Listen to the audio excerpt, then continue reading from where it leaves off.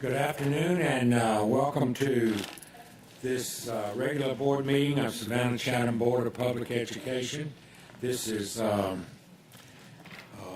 Wednesday, November the 2nd, 2022, and I welcome all of you here today. It's a lovely day to be learning about something that's important. And as I say that, I will check with Ms. Davis Brown to make certain that this has been advertised in accordance with the proper state statutes. She assures me that it has. For all of you sitting here in the audience with us, and do we have anybody in the other building today, or is this everybody? Okay. Well, we welcome everybody here, and for those that are not with us that are watching online, the meeting is being streamed, and at that point you can watch it any time that you would like to.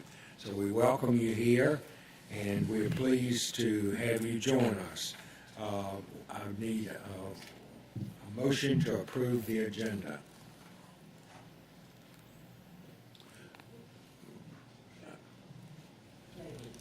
Are we going to do the pledge first? Yes. Okay, I thought we approved the agenda first. How long have I been doing this? Okay. Would you stand with me as we have the national anthem and the pledge?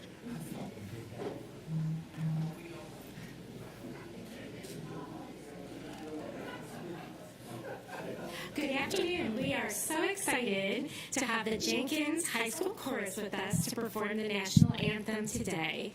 The chorus is comprised of students from grades 9 through 12, representing various ability levels, and their director is Mr. LaShawn Leggett. Mr. Leggett is in his 9th year of teaching at Jenkins High School. He previously served 3 years as a college advisor at Thompson High School in McDuffie County. And Mr. Leggett personally arranged this version of the Star Spangled Banner that you are about to hear. After the national anthem is performed, please remain standing for the Pledge of Allegiance. Thank you to Mr. Leggett, the chorus, Jenkins High School, and their families for their tremendous work and dedication.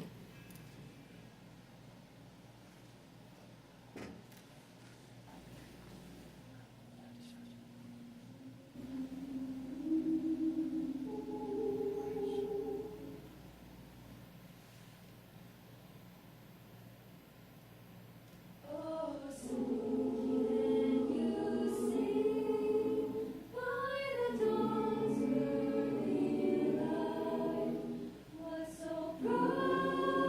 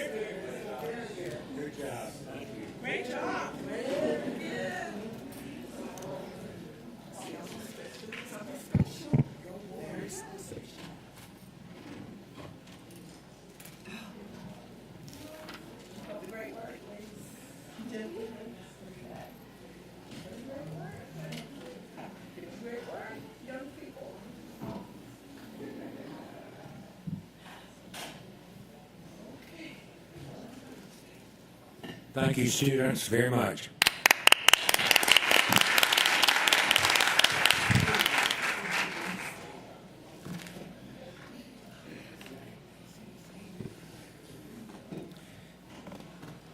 And now, can we have a motion to approve the agenda?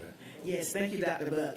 I move that the agenda be approved with revisions to items 4.01, announcements and deletion of item 7.06, administrative regulation IHE-R, promotion and retention, and move the item 8.26, board resolution, equitable compensation for school board members from consent agenda to the Board of Education matters as item 7.11.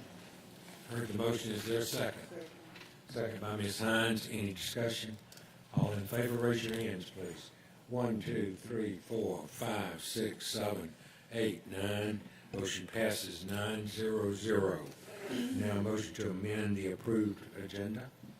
I move that the approved agenda be amended to add item 8.29, audit committee appointment.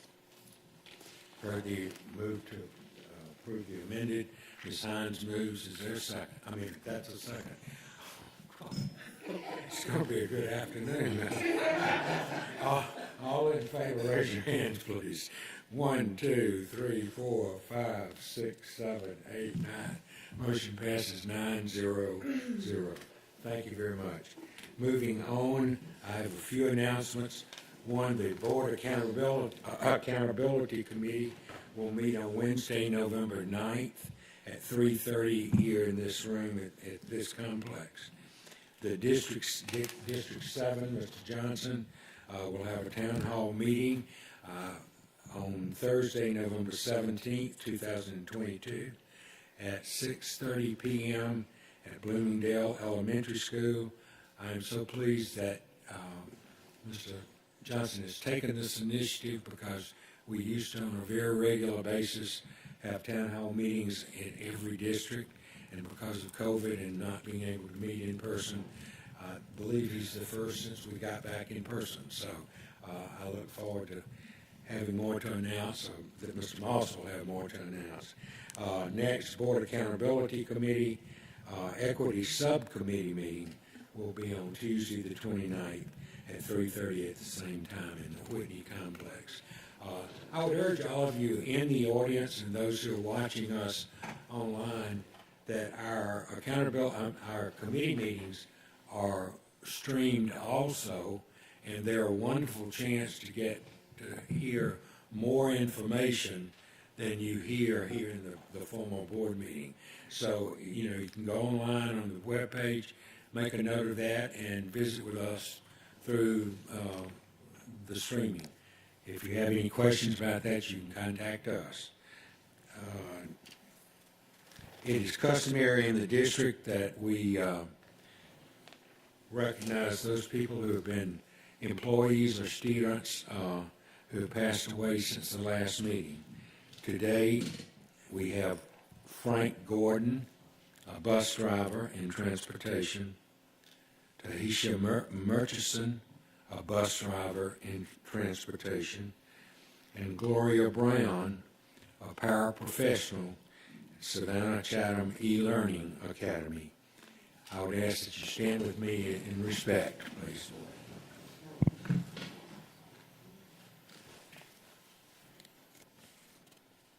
Thank you.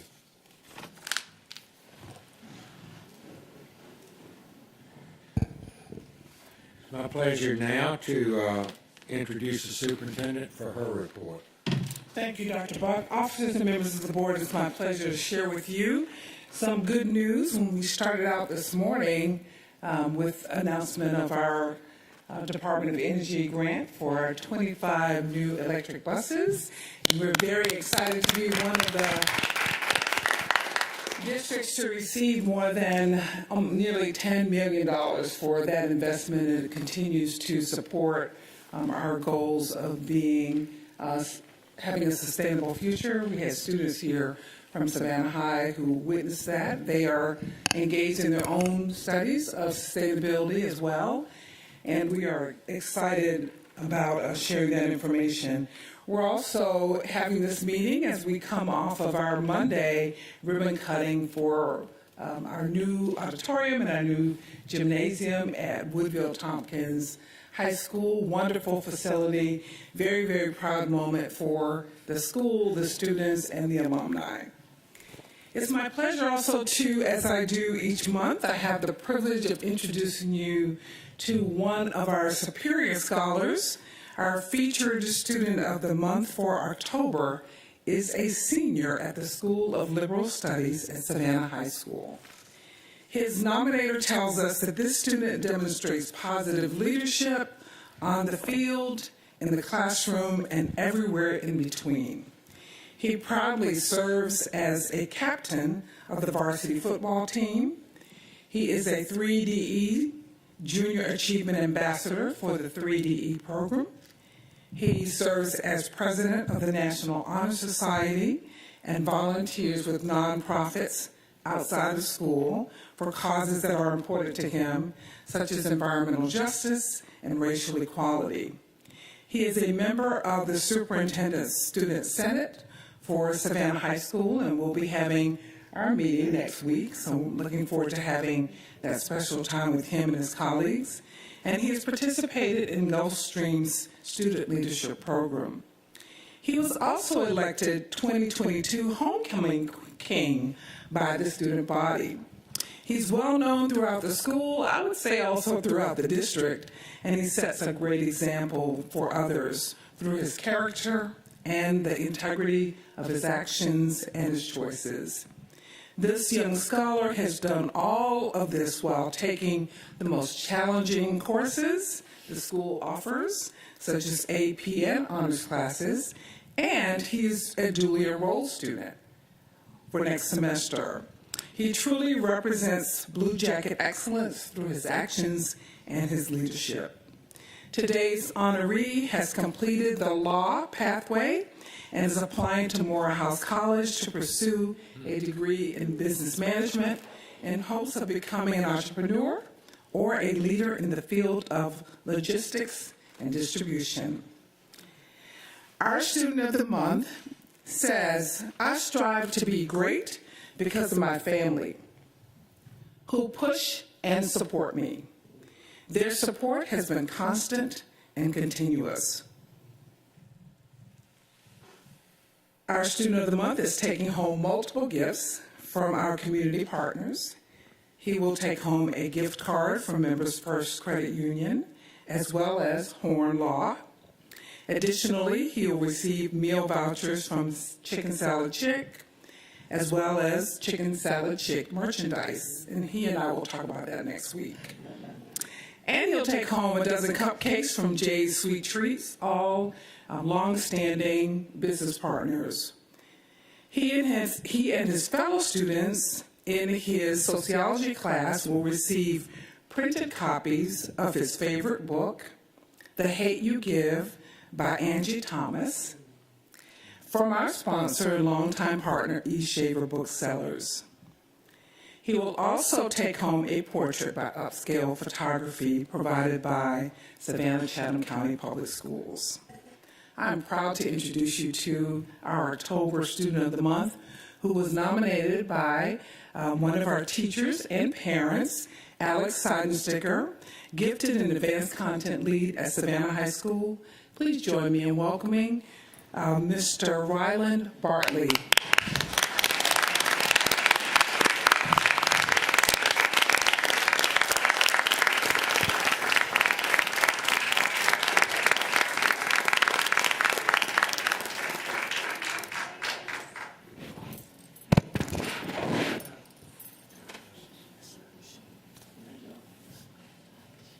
Congratulations, sir.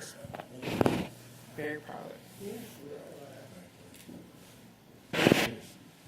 That's a handshake.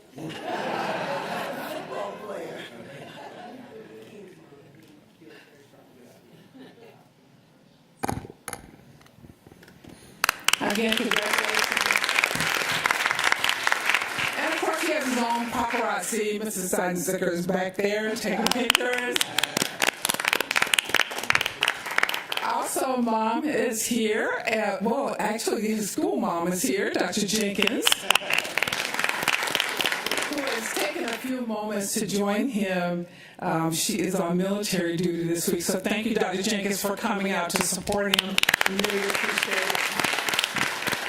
And then, of course, we have a football mom who wishes to make a comment. I just want to say how much of a leader Mr. Bartley is. He goes and he tells his peers to be a leader, to act like leaders, and I just wanted to thank him for that leadership he's showing among his peers.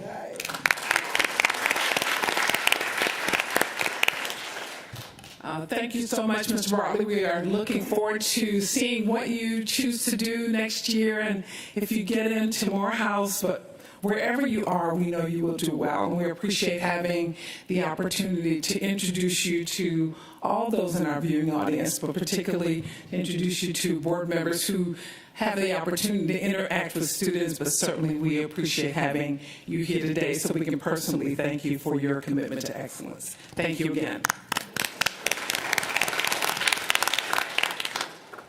And more good news and cause for applause. Savannah Chatham County Public Schools celebrated Georgia Pre-K Week earlier this month, or actually last month, with celebrity readers in our classrooms and a special ceremony at our Little Acorn Academy at Gould Elementary. Special thanks to our board members and community partners who took the time to read to our youngest learners. We held our first in-person District Achievement Showcase since the pandemic earlier this month, and we recognized nearly 100 students from almost every school in the district. It was a great night to share the many successes of our scholars, and we shared that recognition with their parents and their family members, their siblings. It's always a wonderful family affair that gives us an opportunity to celebrate excellence and to do that in a family-oriented event. We will invite you to watch for additional showcases that will help us to honor the many, many, many athletes and our athletic competitors. We'll also be recognizing community engagement and the arts. We also celebrated the announcement of all 2024 Teachers of the Year that took place October 13th at the brand new auditorium at Woodville Tompkins. From this year's class of amazing teachers, 4 were selected to move forward to become the 2024 District Teacher of the Year. Congratulations to Amy Povey of Coastal Middle School, Rashawn Roberts of Hess K-8 School, Robert R. Jordan of Savannah Chatham Early Learning Academy, and Reagan Dillon of the STEM Academy at Bartlett Middle School. Now, what's interesting about this group is they're like all 6 through 8 teachers, and that's unusual. We generally have more of a spread, but they stood out among all the teachers, and we're really excited to see that group be honored in this way. State School Superintendent Richard Woods also visited Hurd Elementary to present a banner in recognition of the school's certification as a Georgia STEAM school. Hurd Elementary is the first STEAM certified elementary school in the southeastern region and is the first elementary school in our district to receive the distinction. We are so excited.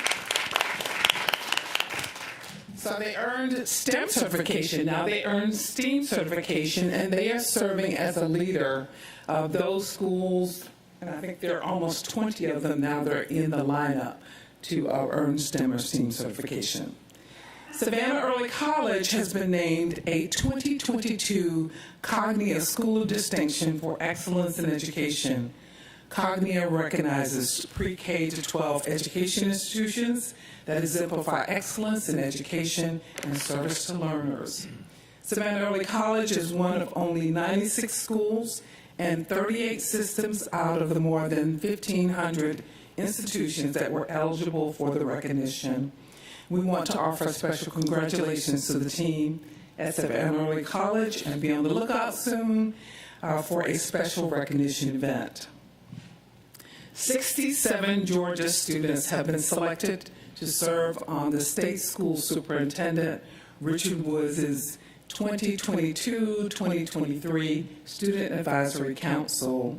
We wish to offer special congratulations to Savannah Arts Academy Junior, Naomi Leovi, and Jenkins High School sophomore Harrison Tran for their selection.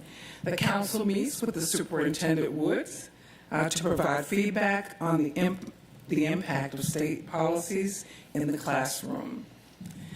Savannah-Chatham County Public Schools' new school nutrition program has been awarded the Golden Radish Award for the second time in as many years.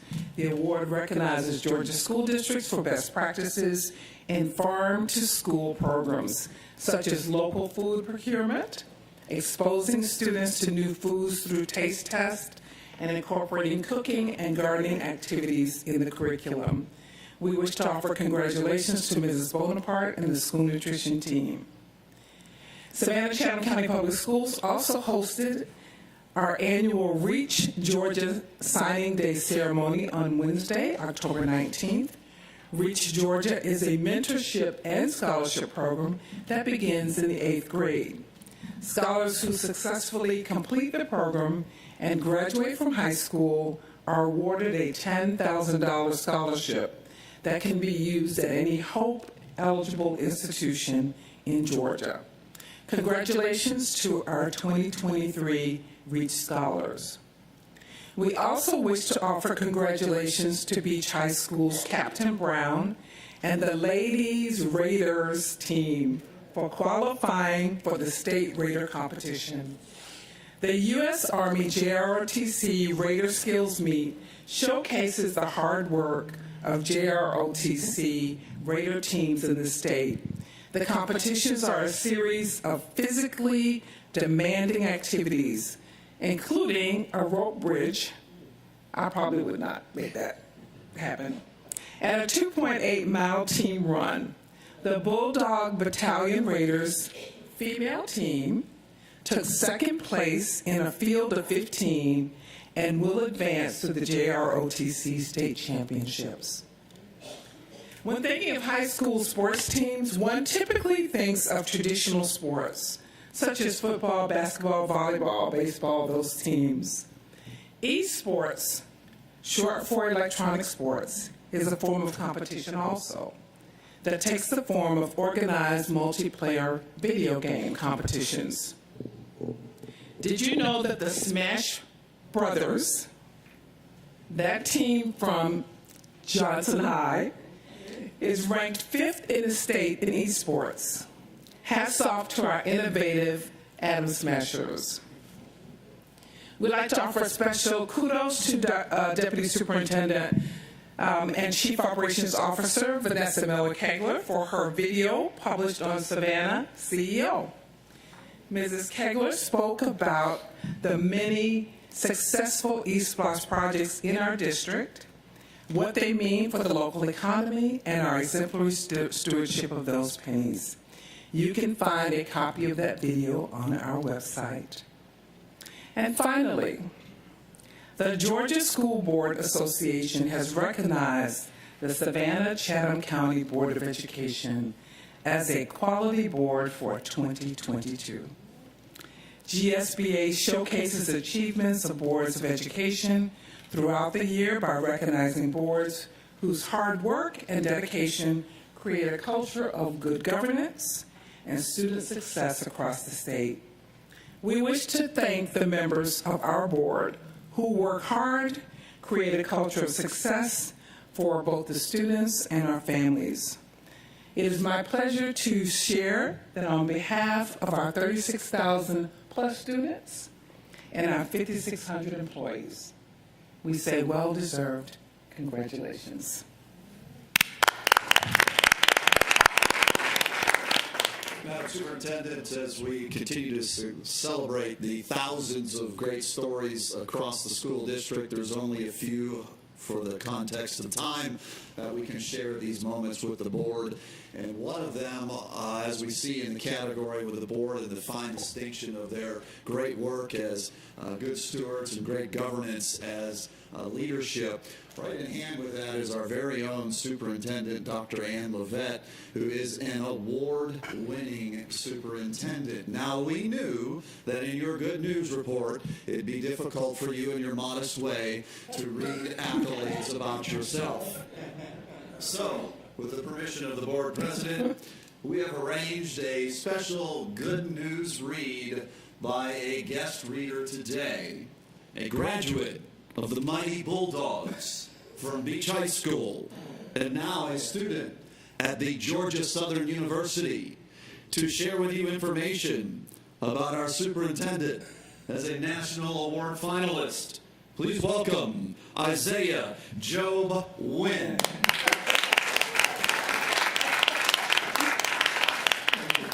Good afternoon, everyone.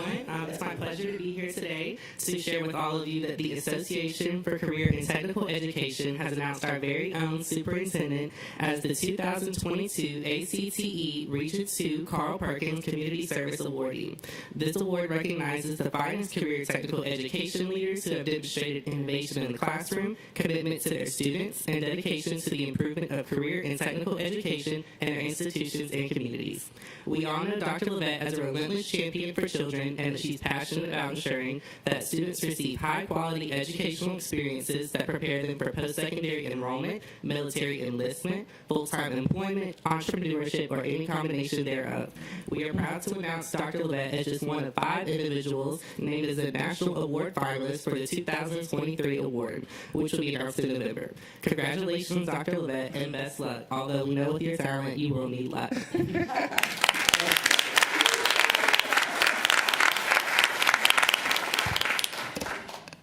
You know you're going to get it. Thank you so much. We're now very pleased to share with you that our professional senate had an opportunity to meet on very important topics, and I'm going to invite Mrs. Whalen to share a summary of that report. Yes, so the Professional Senate met at Jenkins High School on October 25th. We started our meeting by being introduced to the SECPSS Wellness Center by Dr. Kim Jackson Allen.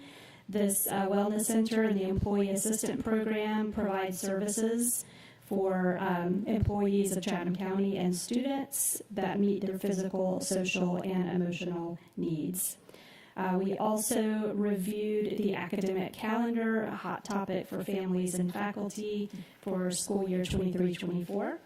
Mr. Kurt Hedeker led the meeting, presenting an overview of the calendar development process and the key aspects that drive those decisions. The Senate members were asked 6 questions to reflect upon. The first question being, how many days of instruction should SECPSS have? No preference was actually the first preference of the Senate members. The second being to maintain 180 days for the academic calendar. The second question, the first day of school should be on Wednesday, was the first preference. Winter break must be 2 weeks. Yes, obviously, was the first preference by the Senate members. How many staff planning days should be scheduled before school starts? The first preference was 4 staff planning days. Teachers do enjoy having those planning days prior to school rather than at the end. How many staff planning days should be scheduled at the end of the school year? 2 was the first preference. And considering all the factors to account for the calendar development, the start of the school year should occur. The first preference was the second week of August. Other general considerations from the Senate members were considering a phase-in process for pre-K and kindergarten students, more planning days during the school year without meetings being scheduled, more e-learning days, more wellness days, a fall break early in the second quarter or later in the first quarter, remediation days scheduled for struggling students, and to schedule testing closer to the end of the school year. And the meeting was adjourned at 5:15 p.m. Thank you. Thank you, Ms. Whalen. We continue to appreciate you and the members of the Professional Senate for giving us valuable, honest, direct feedback on issues that are most important. We have also continued to take under consideration the other items brought forward during that meeting. So thank you very much, you and Ms. Sowers, for leading those sessions. And Dr. Buck, that is my official report. I'm now deferring to you and board members to carry on with the proclamations. Thank you very much, Dr. Yvette. Mr. Johnson, I believe you have the American Education Week, is that correct? Yes, sir. American Education Week proclamation. Whereas public education is the backbone of our great nation, providing young people with the tools they need to maintain our precious values of freedom, civility, and equality. And whereas by equipping young Americans with both practical skills and broader intellectual abilities, schools give them hope for and access to a productive future. And whereas public education employees, be they educators, substitute educators, administrative and staff, custodians, teachers, bus drivers, clerical workers, food service professionals, skilled trade workers, health and student service workers, security guards, technical employees, or librarians work tirelessly to serve our children and communities with care and professionalism.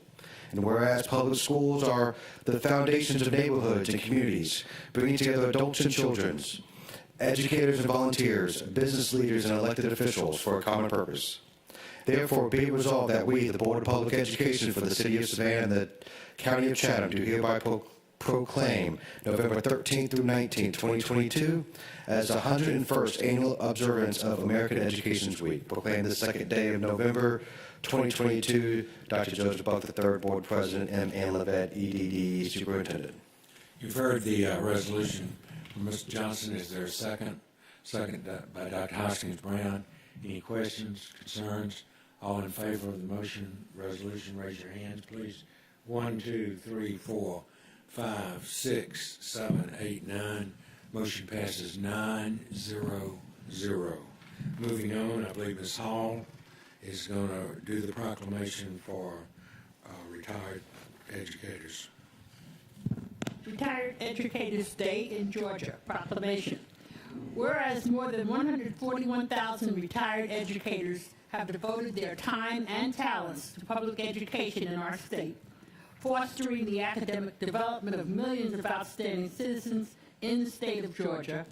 And whereas retired educators possess valuable knowledge and are able to use their vast experience and skill to enrich the education process in varied settings, often continuing to be a major source of insight and direction in education for our state and nation.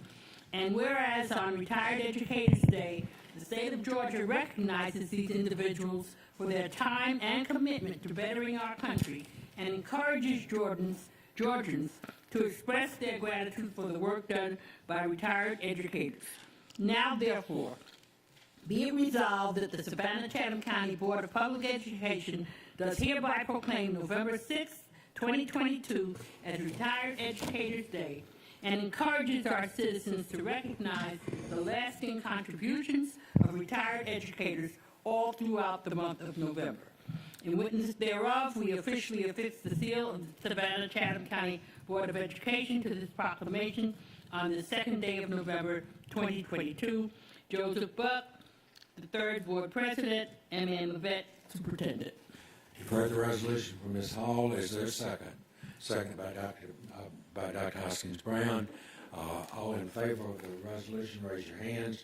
1, 2, 3, 4, 5, 6, 7, 8, 9. Motion passes 9-0-0. And I would ask Ms. Whalen to come up to get the first proclamation we just did, and Ms. Brenda Roberts to come up to get the second.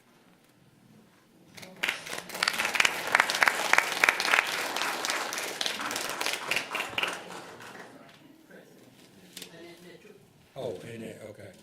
Well, people need. They just won't be looked at today.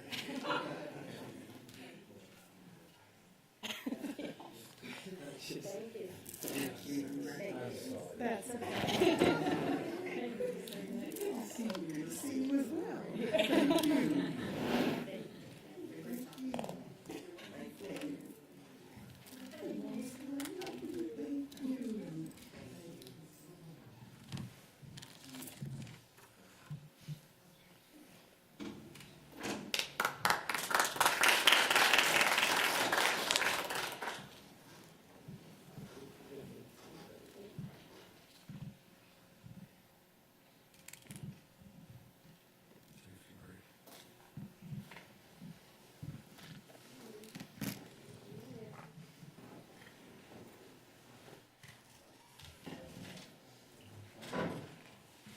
Good evening.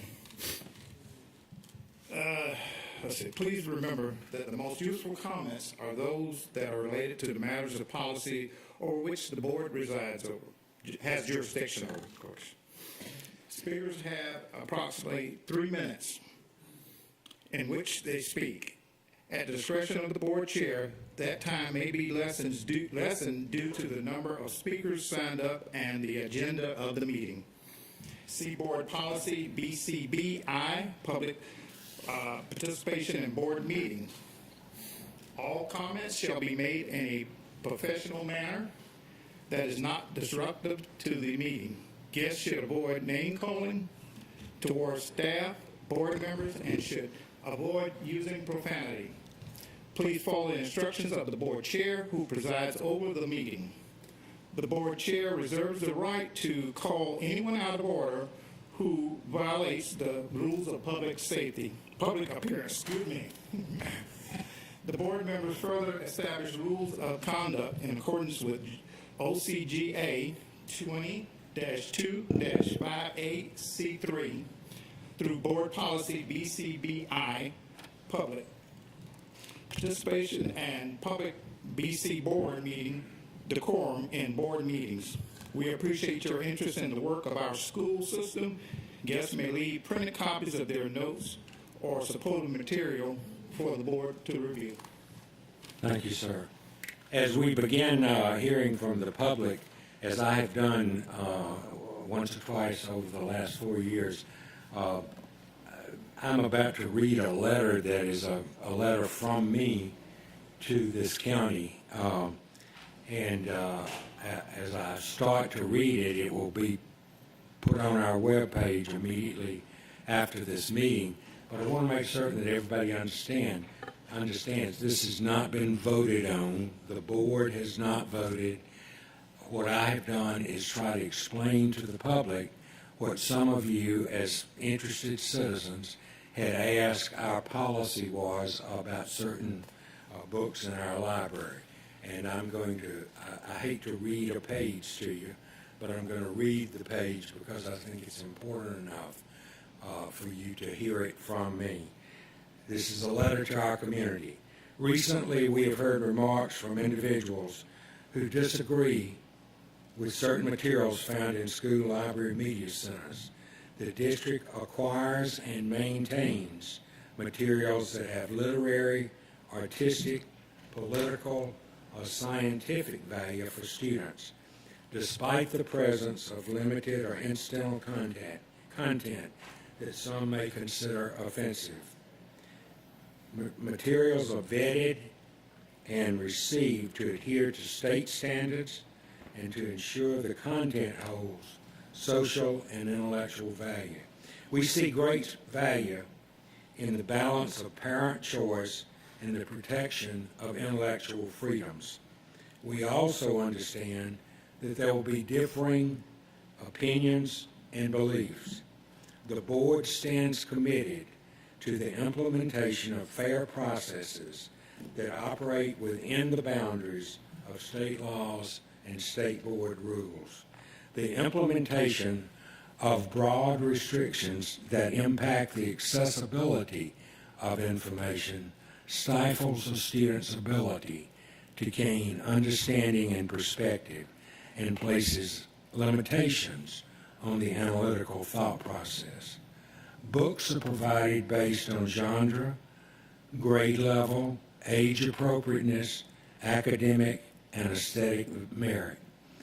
Library media technology specialists are highly skilled in screening books, and they seek to provide a wide range of learning resources at various levels of difficulty with a diversity of appeal and the presentation of different points of view.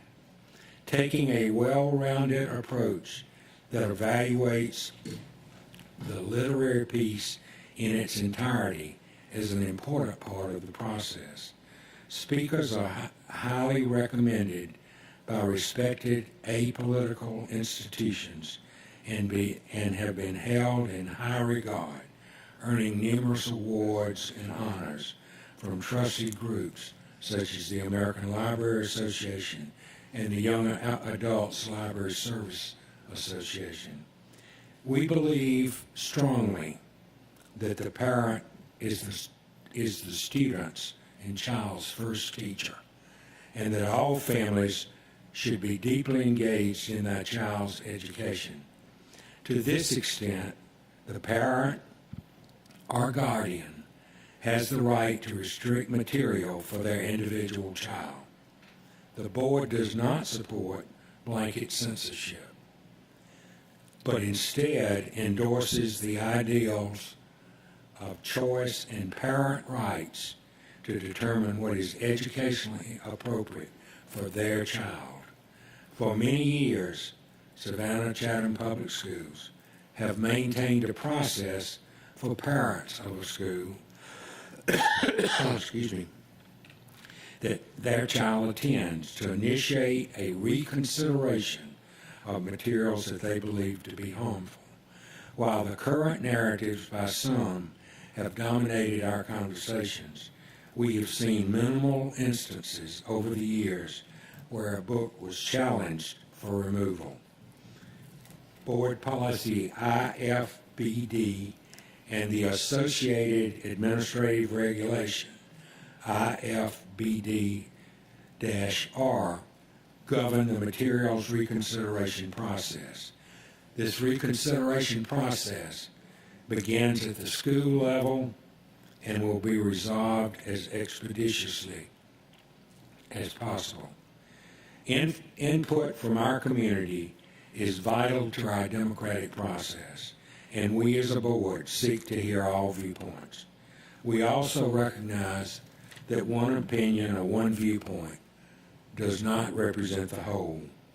We respect and value each opinion. I want to say that again. We respect and value each opinion. We work to listen, respond, and ensure fair processes are in place for the betterment of all. Together, we strive to meet all challenges, find common ground, and through fair procedures, protect and preserve one of the most valued commodities, our intellectual freedom. Thank you. Moving on, we have several speakers today. Most of our speakers, I believe, are speaking under a particular action item under change orders. Is that? I know that I have 3 or 4. If I don't call on you right now, that's the reason, because you will be speaking later. But on your list has signed up, the first person who signed up is Ms. Mazzaroni to speak.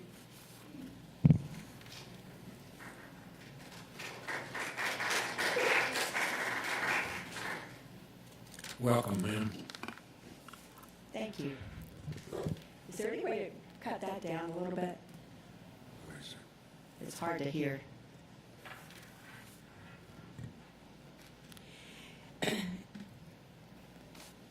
Equality has been replaced by equity in Savannah Chatham County Public Schools, and it was never voted on or divulged to parents and stakeholders. How's that for transparency? Did the parents of Savannah Chatham County know their children are part of a multi-year equity-based learning experiment? Per open records request in early September of 2021, without any board action to support it, Superintendent Levette applied for the opportunity for Savannah-Chatham County to be a demonstration or experimental school system with the goal of creating a, quote, holistic redesign of the public school system by 2025, unquote. The tagline for Learning 2025, the title of the new public school system design, reads Student-Centered, Equity-Focused Education. Savannah-Chatham County was accepted a week later, and a $14,000 payment sealed the deal. It's been a year, and as of last week, there appears to be no reference on the school system website about participation in the Learning 2025 experiment operating under the School Superintendents Association, AASA, to which Superintendent Levette was appointed as an executive board member in April 2020, a year before she applied for Learning 2025 participation. Notably, she is also a member of the National Commission on Student-Centered, Equity-Focused Education, which created a report entitled An American Imperative, A New Vision of Public Schools, dated April 8, 2021. I'm not a lawyer, so I don't know if there's a conflict of interest here between the superintendent's role in the AASA and her participation in the equity-based experiment with her own school system that required an exchange of funds, but the question needs to be asked. What's the difference, you ask, between equality and equity?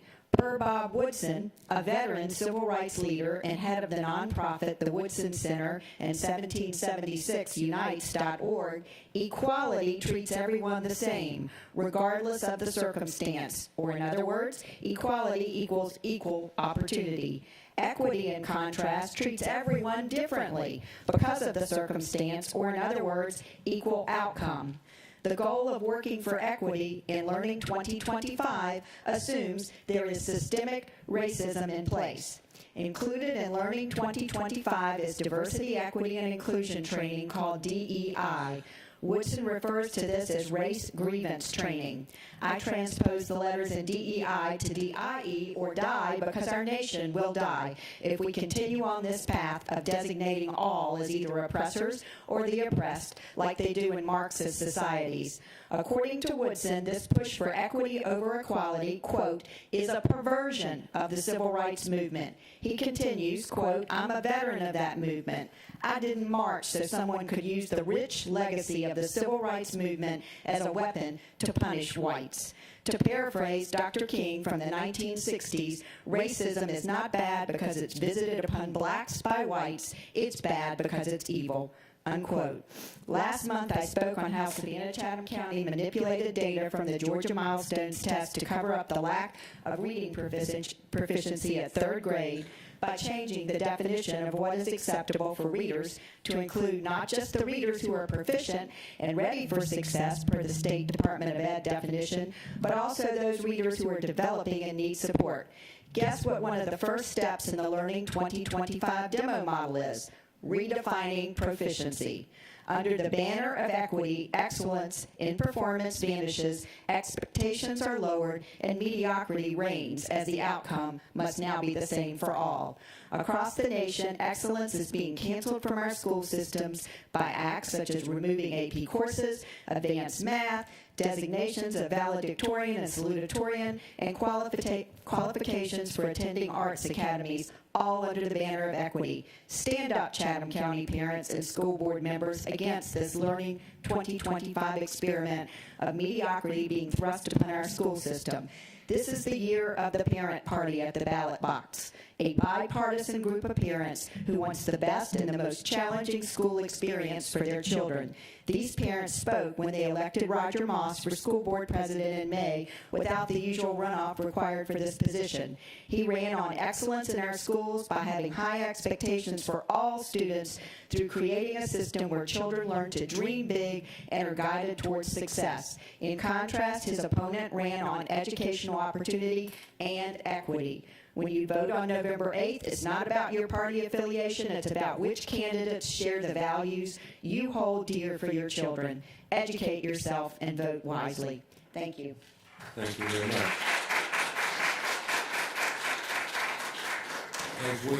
Thank you, ma'am. As we move forward, I just want to take a second and check and make sure I'm correct. I have, speaking on the agenda item, the change order, I have Mr. Leslie, Mr. Evans, Mr. Rainwater, and Mr. Mock. Is that correct? I'm speaking not on the change order, agenda item, but on general comments. I believe that Rainwater and Mr. Mock are as well. Oh, okay, so you are not under the change order? Okay, okay, thank you very much. And then I have Mr. Hall and Ms. Bronner and Mr. Carter, who was speaking generally also. Okay, thank you very much. Then next, I would call on Ms. Miranda Bronner for 3 minutes. Come, Ms. Bronner. How are you?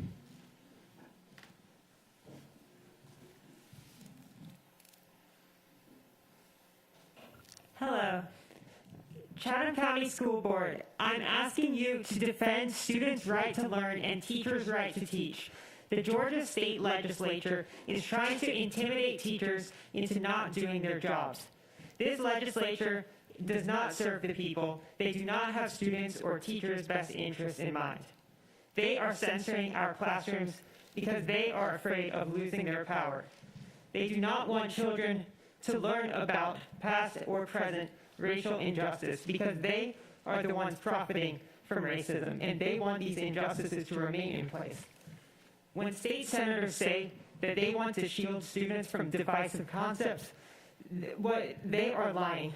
What they're really doing by silencing discussions of racism and sexism is they are prioritizing the comfort of white male students over the needs of women and people of color. The distorted version of history that they think should be taught brings no comfort to students and teachers who have experienced oppression under the systems of white supremacy and patriarchy. The censored history curriculum not only perpetuates ignorance, it gaslights students who have endured oppression by telling them not to believe what they have seen and felt. I'm urging you to resist the state's censorship laws. Ultimately, we must repeal these laws. Until then, we must refuse to comply by them. Stand up for the teachers who the state is trying to silence. Tell them to teach Black history every month. To those of you who are already fighting to defend students and teachers, thank you. Your efforts are not in vain. Continue the good work you're doing. If there's anyone who has not yet taken a stance, now is the time. Thanks. Thank you very much, Ms. Bronner. Next, I have Mr. Carlton, I believe it's Carter, is that right? Come forward, sir. You have 3 minutes for your talk. You're speaking on transportation, sir, is that right? Yes, sir. Thank you. Well, good evening, everybody on the board, everybody in the room, and everybody present who is listening. As y'all know, most of the times I came to spoke on the transportation issue, and as we know, it's by far getting worse and dire. Because as of currently now, I no longer am a part of transportation because I tried to come to terms and agreements with several people to improve the statute that transportation was in, but nobody ever wants to come to terms and represent us as we want to be represented. Now, the biggest issue for transportation right now is the pay system. As it was told to me when I discussed it with a couple of people, including district level people, that the pay system was changed based off the fact that people had they said they changed pay system based off that was what we wanted. That wasn't what we wanted. Originally, the only thing we asked was for when they did the reserve system was for a line item to be added to the pay stub to list out what was the actual deduction. As of now, nobody can actually understand the pay system, and people are getting frustrated, especially since pay is starting to range. You're working more hours, but your check is less. You're working less hours, but your check is more. So there's no consistency across the board. Beyond that, there's also the issue of management. Management in transportation is terrible. And it's not the fact that we've had ultimate say. When I say terrible, it's not district level, because I give my kudos is due to Ms. Vanessa K, because every time I've came to her with an issue, she has worked with me and tried to get it resolved. But when it comes to those directors and one particular field supervisor who is a verbal and emotional bully across the board, and nobody ever does nothing about it. When I say it's been reported to the ethics board, HR, and everybody up above, nobody wants to do anything with her, because that's part of this issue. But besides that, I remember mentioning back in the meeting back in September, the incentive where it was said the directors received $51,000 across the board for because they were doing the job of one person. But what about the drivers who come to work every day, consistently do the job of many? Some of these people do 3 and 4 extra runs a day, on top of doing field trips, everything extra to make sure the district runs efficiently. But the last thing I'll say like this, how can we have started in the year 2016 with well over 400 drivers, and now y'all close to 200? Those numbers don't add up. Come on, district. Y'all got to do something better, because at this point in time, those 25 electric buses y'all just ordered are going to be useless and not be able to put to use at all. Thank you. Thank you, sir.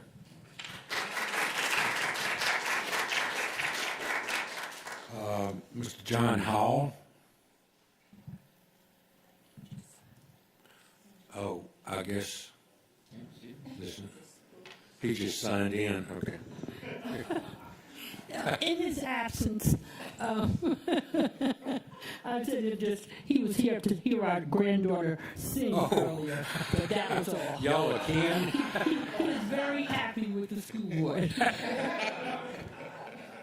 I guess Ms. Hall's not speaking.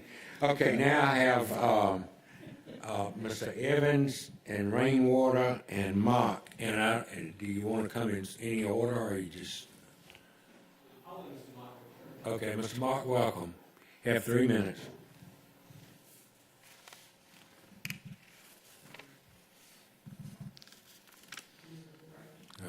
Right here.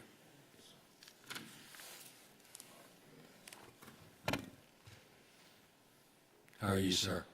Good afternoon. Afternoon. My name is Billy Mock. I'm the president of Mock Plumbing Mechanical, and Todd Rainwater is over the mechanical division. We are the subcontractors on the plumbing mechanical on Groves High School.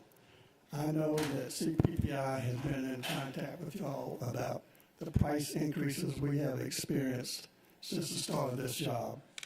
Mock alone has experienced over $600,000 in increased material and equipment prices. That does not include any labor increases, it's strictly material and equipment prices. I know the other subs have had the same thing also.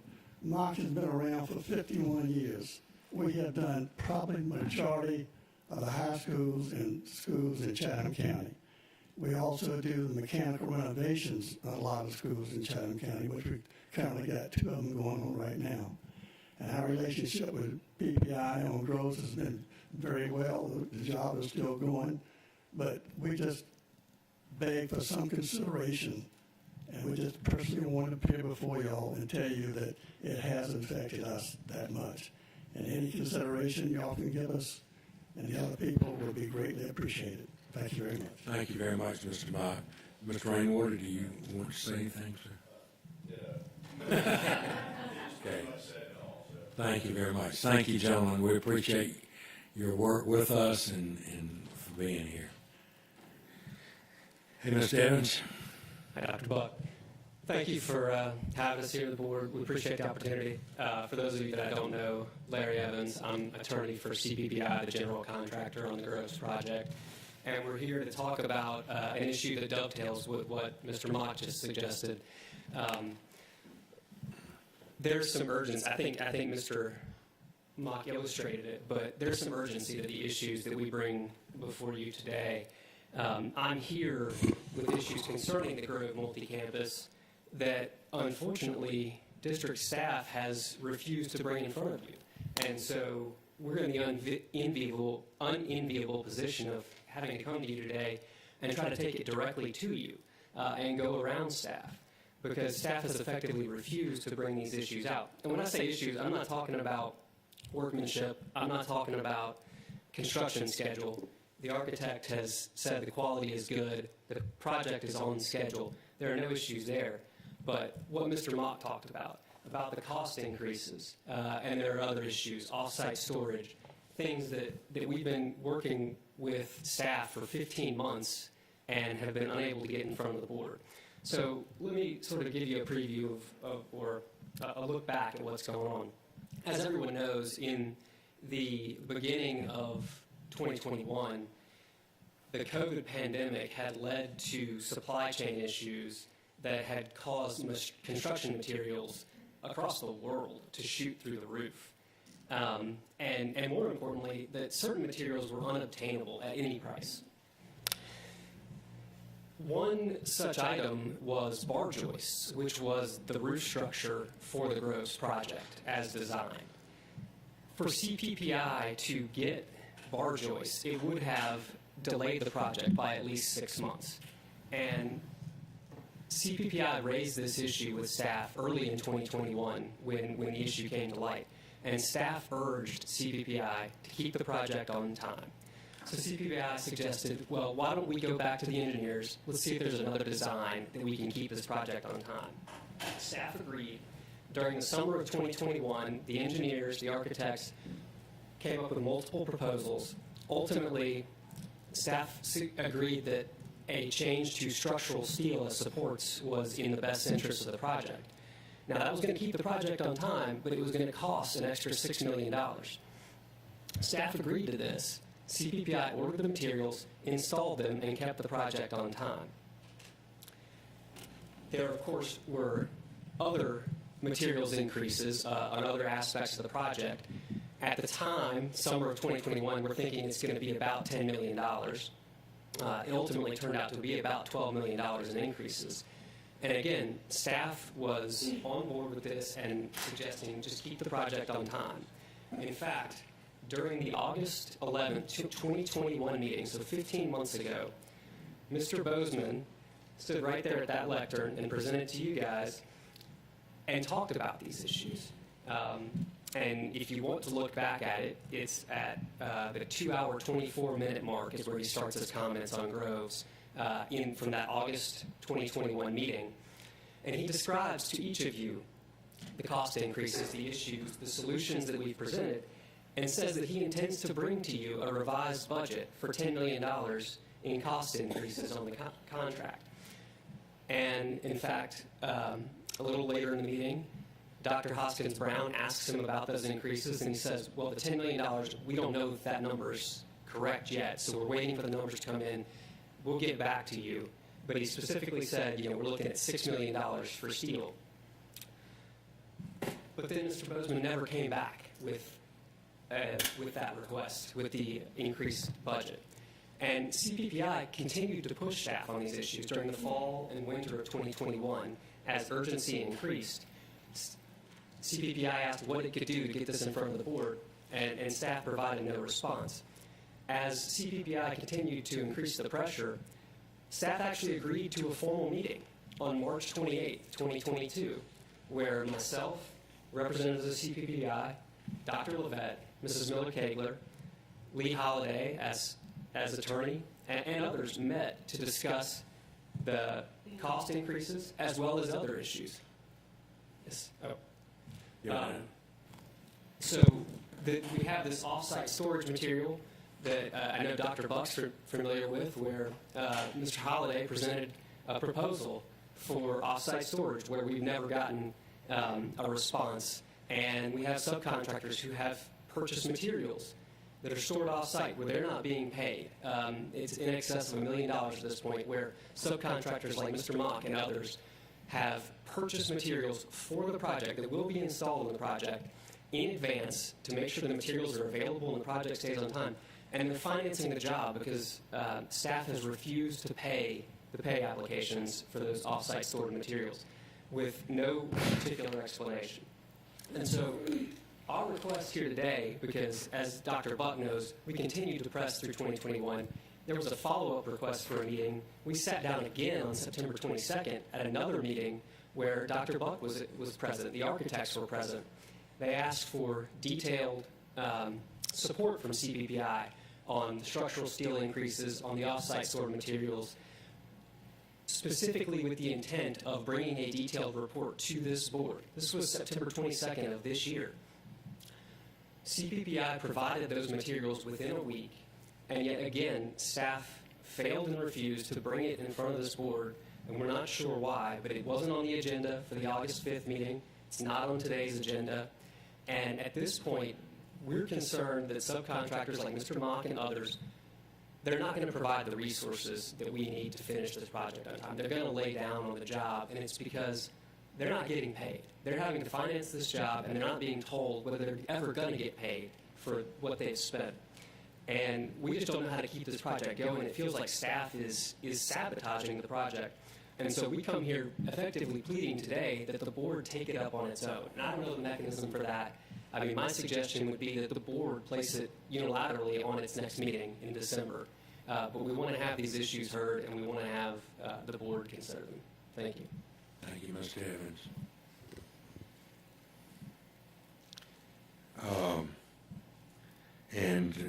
That's our last speaker, I believe.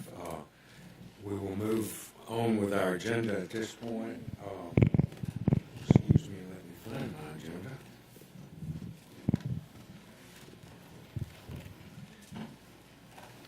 agenda. Moving on to Board of Education matters.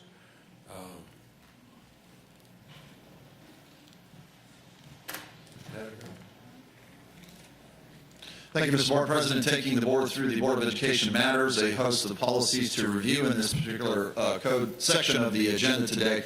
Code section LE, item 7.01. This is a 4-year policy review for the board's first review, and a second review we're coming back to subsequently in December. This has been reviewed. This one wasn't last reviewed until 2010 was the last time this one was looked at. We did recognize that as we went through this, that much of the language had overarching mechanisms that were already covered in Code Section K for community engagement aspects. So this one was rewritten in many ways to properly align a community organization relation approach and ensure that the board authorizes the superintendent to do so. First read. First read of this. Board members, any suggestions, comments? Remember, we do not vote on it today, but we can hear conversation about. Okay. Hearing none, we'll move on, but if you think of things, please don't wait until the night before the next board meeting to determine that you have questions. Ms. Hall, I'm not looking at you. Moving forward. Thank you, sir. Item 7.02 on your agenda. This is also a 4-year policy review. This is policy CK, professional development. We'll note that this policy has a little bit of overlap with policy GAD, which is next on your lineup. We did specifically remain with this policy as it is written in many ways, as it does align to a great extent with State Board of Education Rule 160-3-3-.04 with the requirement of a comprehensive plan for professional learning, and also the way to enumerate the payment of stipends toward professional learning. So many tweaks have been done with this particular policy, and it brings us more in line with our current priorities. First read. First read. Any, Ms. Grabowski? So just a question as to how or if there was an opportunity for teachers in particular to comment on this, since it addresses specifically professional learning. So certainly would be an opportunity to do that. One of the benefits of our process with the first read, second read is that we do bring this to the board publicly. We're live stream, so we'll certainly be able to take any feedback from any teachers. We could specifically also ask the professional senate to give this secondary eye review if you felt that that was a quality move forward. We did work through extensively, however, I will say, with staff, specifically with our professional learning department as well, who has direct oversight. Okay, and I appreciate that, and I realize that that might be an extra step, but we're hearing so much about new programs that we're bringing on board and new initiatives, which are all wonderful, but we also hear about the competing demands between planning time and meetings and professional training. So I just think it's really important to have that voice and make sure that we're not overburdening our teachers and giving them the time that they need. And then I did have one other question about, and I think it relates to the next policy, about how the effectiveness is evaluated, and I'm guessing it relates to item 2 on the next policy about student outcomes, but if there's some clarification around the evaluation of the effectiveness, that would be appreciated. Thank you. Okay. I'll be happy to speak to the professional center. I think if you go back and look at your report from the first meeting of the year when we asked teachers to indicate what their concerns were, they definitely spoke to the issue of meetings and additional time. And the associate superintendents and Mrs. Ball Oliver have been working with principals so that we can definitely make some modifications in that process. So we'll be happy to talk with them further about this specific regulation. I don't think that's out of the question for us to do that. Mrs. Whalen and Mrs. Sowers and our Teacher of the Year Council are always willing to give us feedback on that. So I'm happy to speak to that piece. Any other comments or questions? Moving forward, Mr. Editor. Thank you, sir. Item 7.03, this is Board Policy GAD. Again, this is a 4-year review. It does have some connectivity to the previous policy that we reviewed. Again, this one rewritten in a way to very specifically align with the requirements of State Board of Education rule, and also with this one, the Professional Standards Commission. You will note that much of the language that was in the regulation was very administratively based, and we felt it was wise to delete that because the overarching quality policy language really gave those marching orders. So the regulation is recommended for deletion with edits to the policy. 4-year review. First read. First read. Any, Mr. Grabowski? To the last phrase of the last paragraph regarding the discontinuation of payments under the policy with or without notice to the participants, is that related to if the funding source for this program is from federal dollars, which are no longer allocated to the district, and the without notice to participants? I have a question about why we would not notify the participants if we were going to no longer pay back that tuition. Yeah, good question. I think the point was when federal funds, sometimes they may be there, they may not. And so I guess you're correct that the notification will be, but in other words, the federal funds could be canceled before the district has an opportunity to notify. So I think maybe we need to reword that to say the district will notify you, but it may be after we have already lost the funding or whatever the case may be. We can reword that. Other comments from board members? First read, remember. Moving on in your agenda, item 7.04. This is a new policy, and of course this policy has come about through the action of the General Assembly during the 2022 legislative session. This is under new state code requirements under 20-2-324-.6, which does have a requirement that policies are in place with local boards of education by January 1, 2023 to specify materials harmful to minors complaint resolution process. This language is directly from the Georgia School Boards Association model policy recommendation. Dr. Hoskin Brown.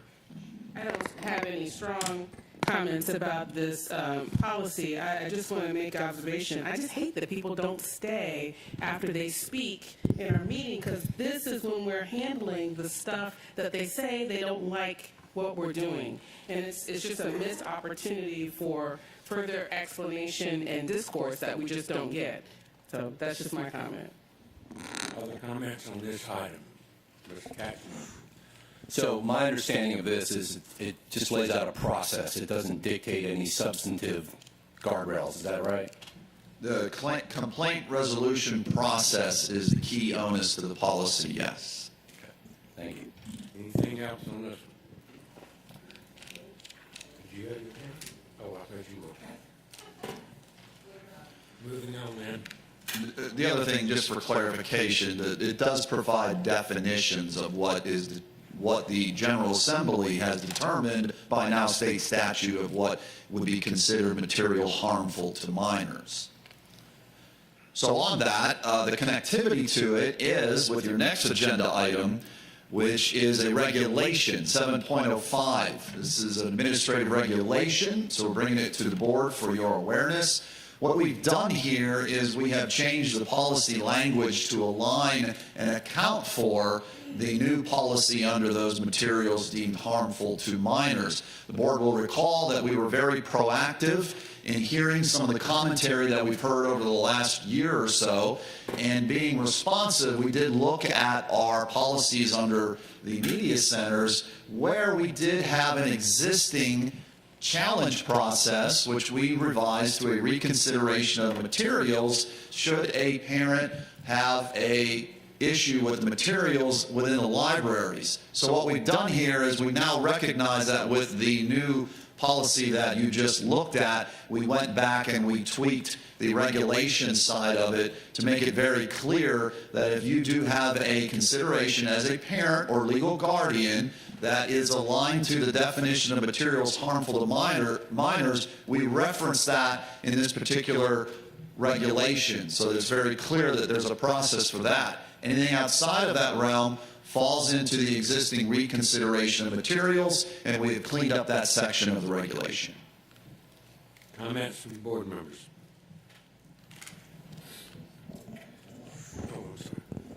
The only comment I would add is that part of our conversations about these issues have always included the parental opportunity to raise concerns or raise objections, and also to communicate to media centers whether they want their children to have access to certain materials. I would just ask that because I know we get, as parents, I get separate notices about sex ed sometimes. Maybe in the parent handbook or the student handbook at the beginning of the year, somewhere in there, there's just a notice that says, here's what our policy is, and if you want to take action, here's how to reach out and contact. Just some more information. That's a good idea. We'll make sure to include that in the revised handbook. Any other comments on this one? Moving on. Moving on your agenda, item 7.06 has been pulled from this agenda. This is IHE-R. We will do a little bit more work on clarification language for that, so we'll bring it back to your review in December.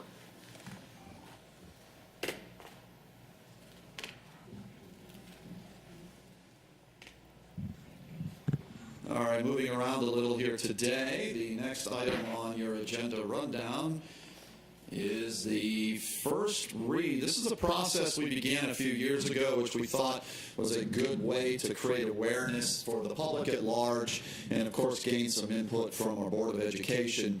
But the academic school year calendar, which, as you heard, we received much information already from the Professional Senate, valuable information there. But our intent is to share this with the board and the public at large with the initial recommendation, which will come back for an official vote at the December board meeting. Very quickly, I'll highlight for you the portions of the calendar that would ultimately come to you for action in December, which in this particular calendar, it is a 180-day calendar. We do recognize that it was important for us to start the school year at a time that gave us enough ability to finish the first semester before the winter break. There's a 2-week winter break on this particular calendar, 1 full week of Thanksgiving included on this calendar, and also 1 full week of a spring break included on this calendar. Some key aspects that we pay homage to and always ensure to include in our calendars is a day off and recognize Veterans Day. You'll see that is accounted for in November. Also, the ever-popular St. Patrick's Day. We do have a long weekend tied around that particular day. In 2024, we do recognize St. Patrick's Day is on a Sunday. The parade is on a Saturday. So this is an area that we may flex those dates that you see there, but the key thing is to know students would not be in school on the 15th or the 18th in the month of March there around that long weekend to account for all of those festivities. The biggest thing to make note of here is we did hear the Senate in their reference to having 4 pre-planning days and 2 post-planning days. One of the other things that we heard was the calendar that we're currently on, which was applauded by the Senate last year and well welcomed and appreciated as the board approved it, and as we heard from our constituents as well, with the way that we have strategic breaks throughout the year. There is a long weekend in October for a fall break. There's a long weekend as well in February, and of course you have the St. Patrick's Day and the spring break. All of this is being done to ensure as well that there is ample education time leading up to those key assessments that happen throughout the school year, and that is the winter assessments and also the spring assessments. That is accounted for in this. The one thing that we were able to do that we thought was smart was to modify the start day by 1 day. I'm not sure why, but psychologically, moving from Wednesday to Thursday seems like later in the month. You're over the hump. One thing we do recognize, though, is our educators enjoy that midweek start. The Senate certainly said that, and you're able to still do that with a Thursday, Friday lead-in and then get ready for, obviously, that Monday, August the 7th. But the first day of school here would be August the 3rd. What that does is it gives you the 4 pre-planning days, which brings staff back, 190-day staff, on July the 28th. That's a full 2 days later than the current calendar, which is something that after that calendar was adopted, we did hear from some of our teachers. So we're being responsive in that manner. Why are you taking my last weekend? Well, it's better than taking your last week. I just know we're going to hear that. Yes, undoubtedly. But as we know with the calendar, you'll never please all. No. And you try to find that delicate balance of what works best to ensure that the academics are accounted for first, which this calendar does, and that the other things that we find important in our unique community are also accounted for, and we feel this calendar does as well. I'll make one other note. When we come back in December, the framework of this calendar, subject to any other comments that we may receive in the next 30 days, we will utilize as a framework for a recommendation on the calendar for 24-25. So the board would have 2 calendars to approve at that time. And that completes the presentation on Any the draft. comments, Mr. Cashmore? As a veteran participant of the calendar committee when we had one and of yearly calendar discussions, I appreciate the give and take of all these issues. And I'll ponder on the start date on the 31st and have comments in December on that. But my question is, this year we did some wellness days that were well received. I don't see those on here. Is there an opportunity for those on here? Can they be melded in with the e-learning half days as an option, or were those discussed at all? I guess that's my question. Yeah, wellness is certainly something that did come up in discussion. I will remind that we also were applauded greatly in last year's calendar, and it is echoed in this one as well, in those half-day e-learning days. One thing that we could do, and you heard from the Senate, it's really all about planning organizationally and how you manage those days. We know the Senate and our teachers certainly don't want us to take away some of their valuable staff planning time. So again, that's where that balance goes. We do have an extra staff planning day on this particular calendar within the realm of the start to between the beginning of the school year and end of school year that we didn't have on the existing one. So there may be some opportunities. We don't specifically have a full day taken away from this particular calendar that is dedicated to wellness. We'd have to creatively find that through scheduling. I hear you. I was just looking at the professional Senate comments, and I was happy to see most of the comments we went with their first choice or their second, so that was good. But I also saw more e-learning, more wellness. So if we can think about that a little bit, I'd appreciate it. And if I could just provide opportunity for my colleagues to respond. Ms. Ball Oliver has some comments regarding the wellness concept as well. So we are working with our new Wellness Center coordinator and counselors, as well as Ms. McGuire and Data and Accountability again. We will be providing those opportunities for wellness days this year. We did hear positive feedback, but we're also giving our teachers some flexibility to be able to use that time in other ways in their classroom. So we're giving some choice, but still providing a lot of those activities that we did previously to those teachers. And it will be more than once this year. Ms. Hudgar, I would just have to tell you, I know we can't please everybody, but on the half days and the wellness days, and I understand the reason, I don't know how many parents that are parents, not workers in the district, who have come to me, called me, I've seen, who say, I stand on my feet 9 hours a day trying to make a living as a single parent. And you cannot imagine what you do to me when you tell me suddenly on a Friday I've got to find something to do with my children who are not old enough for leaving alone and all those kind of things. So I applaud what we are trying to do for staff, but I hope we will be as kind as we can to those parents who don't have the luxury of going across the river to a spa and don't have the luxury of just staying home and sit. Mr. Johnson, and Dr. Green. Going towards those e-learning days, the biggest complaint that I heard is that it was inconsistent throughout the district. Some schools didn't have any work for the kids to do on those days. Even within schools, some used the It's Learning, some used Microsoft Teams, some did packets, and some did nothing, all within one school. So I think that as a district, we need to be, if it's going to be a half-day e-learning day, that we set some sort of parameters. So I know we have one coming up in 2023 before the end of the school year. So if we're going to keep the e-learning days like the teachers want to do, we need to make sure that we do something so that there's more consistency across the district. Thank you. Like how Brinkman, I'm sorry. I want to echo Dr. Katchmar's thanks for including everything from the Senate, and also thank you for knowing that if you didn't say you were going to bring me 2 calendars, I was going to ask why we didn't have 2 calendars, so thank you. Like Howard Hall. Yes, one thing that's not mentioned on here, a key factor that actually attributes to preventing teacher burnout, is the summer. Our teachers have the month of June and July, because many times some teachers choose not to teach during the summer. They're not interested in teaching during the summer, so they have an opportunity to indulge in themselves, and so that's a motivation to not have teacher burnout. Just that I would mention that, and that one thing that's most important, we do not want our teachers to lose their passion and love for teaching. So I appreciate this calendar by affording them the opportunity to have those 2 months off. 2 months of wellness days. Ms. Hall. Ms. Hall. I just want to advocate for our teachers having as few meetings as necessary.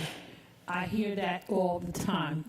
And if there, of course, there have to be some meetings, have it on the same day of the month so that you can plan ahead. I know the third Wednesday is faculty meeting, but this thing of, having our teachers stay till 5 o'clock because as a principal, I decided I need to, talk about whatever. We need to try to take that off of their plates as much as possible.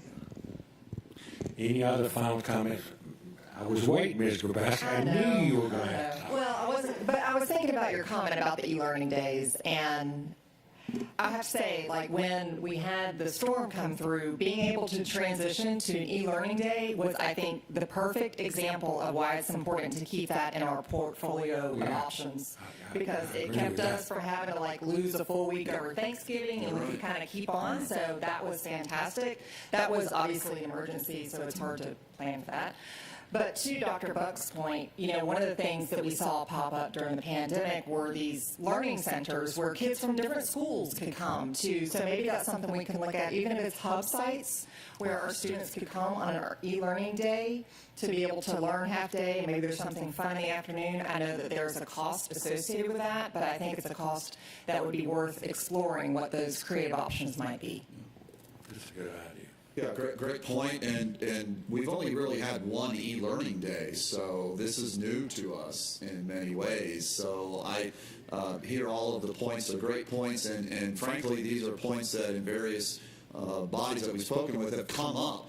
Maybe not exactly as spoken, but they do align with that. And to the point of staying in practice with being able to pivot quickly to a virtual learning day, that's exactly how these originally got developed and thinking about that. I will note Muskogee County, they have a few days which are full virtual days. So everybody is home with their virtual learning on that as a full day virtual. So it is definitely a trend. It's something that came out of the pandemic. I think we can tweak it and adjust to it and make it better and accommodate as best we possibly can to ensure everyone is moving at their best full capacity. I'm sorry. Yes, ma'am. One other thing that I have found in my years teaching, parent-teacher conferences are extremely important. And if we could get some sort of built-in time, I know a lot of teachers stay after school or have someone cover their classes so that they can have parent-teacher conferences. That is something that I think across the board. Yeah. Maybe those e-learning days Yeah. or It's really about scheduling and how we manage the days. Once the calendar is locked in, there are functional components we can do administratively to try to account for that. And there is a topic that is coming up at our next Senate meeting that is going to talk to a certain extent about that. That actually came up when we were in this discussion during this particular meeting. So there is some ways to certainly improve that.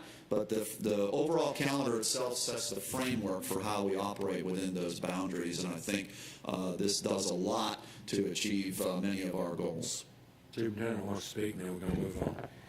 I'd just like to thank the professional senate and the staff for working on this calendar. If we go back and look at the calendar from 2013, 2014, 2015, we will not find this kind of calendar, which essentially offers every few weeks an opportunity for the staff to come away from direct student instruction and have a breather of sorts. So I want to make sure that we laud the improvements that have made in terms of balance.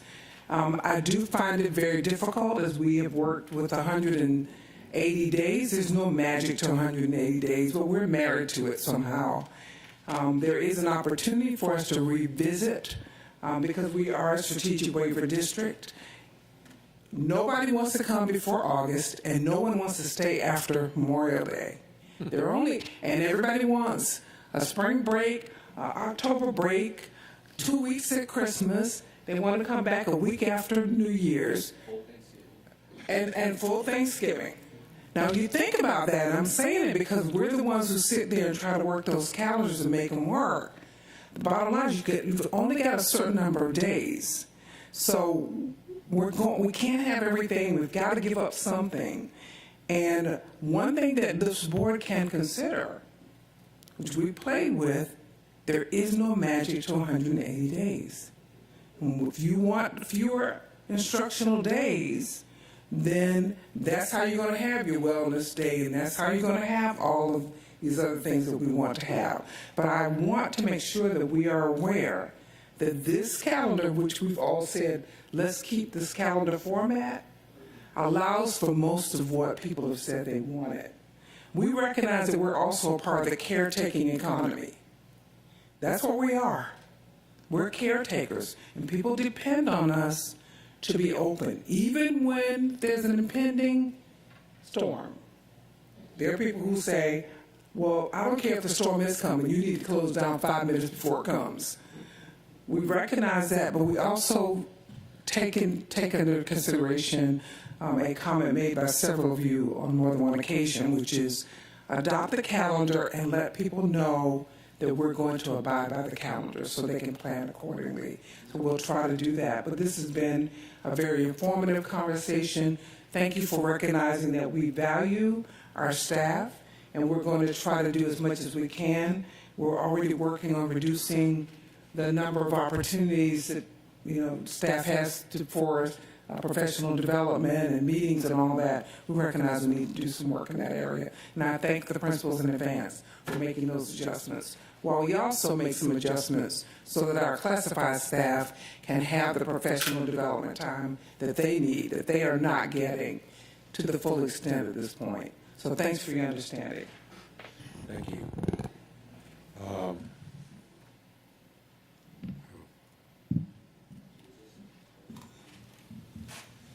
Yes.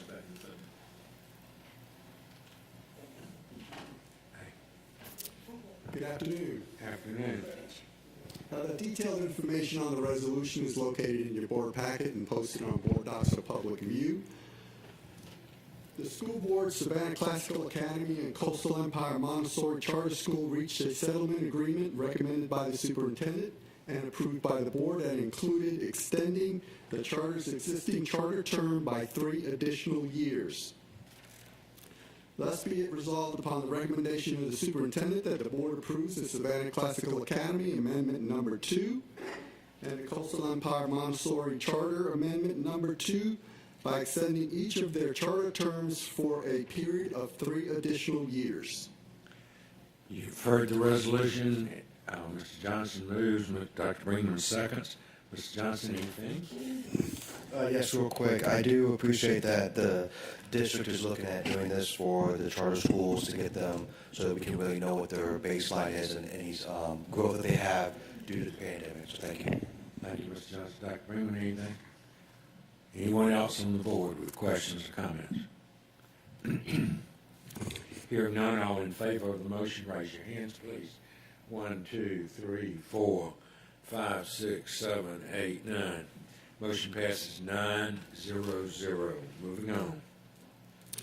Oglethorpe Charter School, upon the recommendation from administration, requests an extension to the existing charter contract to allow the generation and collection of 2 additional years of accountability performance data.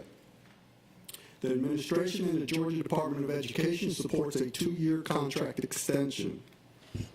In addition to the 2-year extension, the local board's charter school's comprehensive performance framework will be included in the 2-year contract extension. Thus be it resolved upon the recommendation of the superintendent that the board approves amendment number 4 to the charter contract and extend the charter term for the Oglethorpe Charter School by 2 additional years and include the local board's charter school comprehensive performance framework for yearly monitoring and reporting. Heard the resolution. Is there a motion to that effect?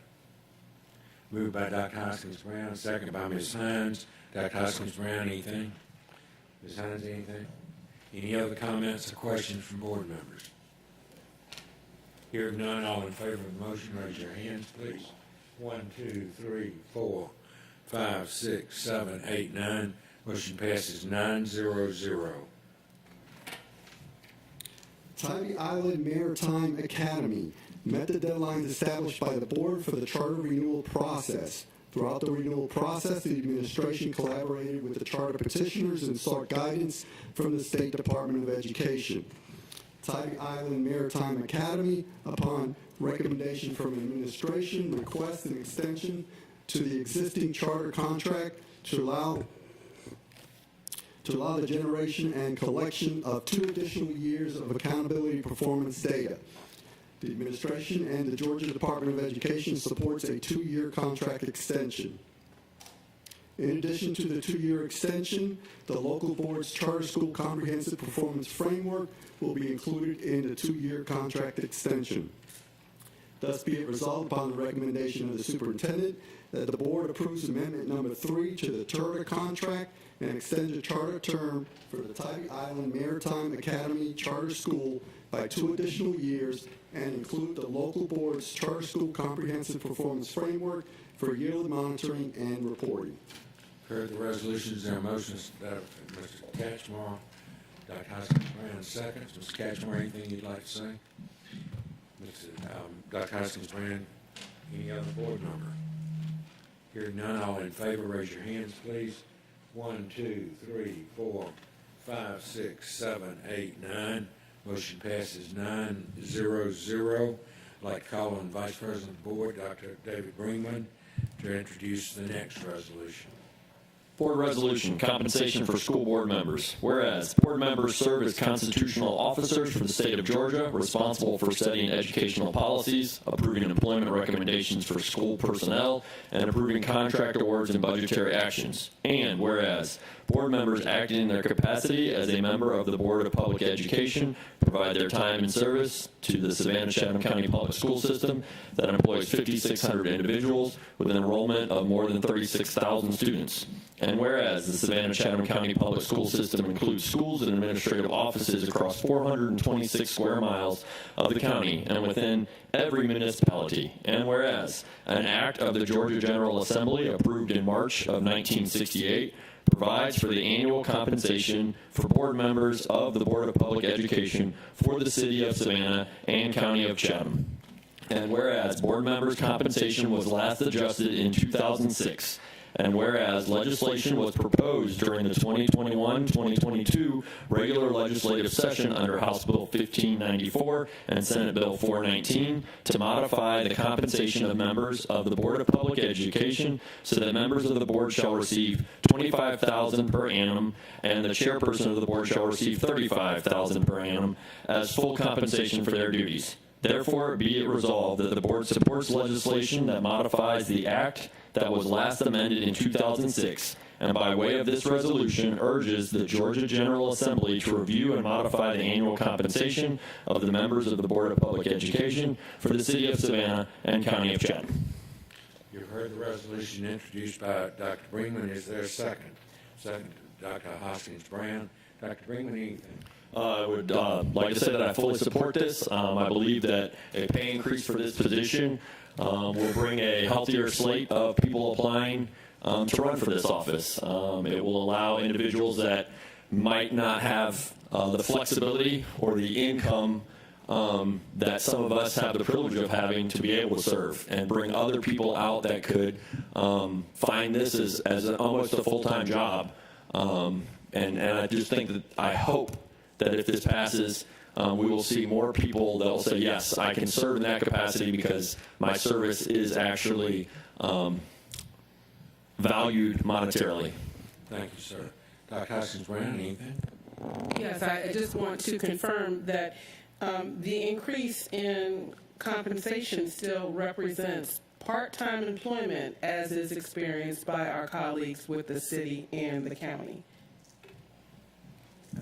Well, this matches the county salary. Mm-hmm.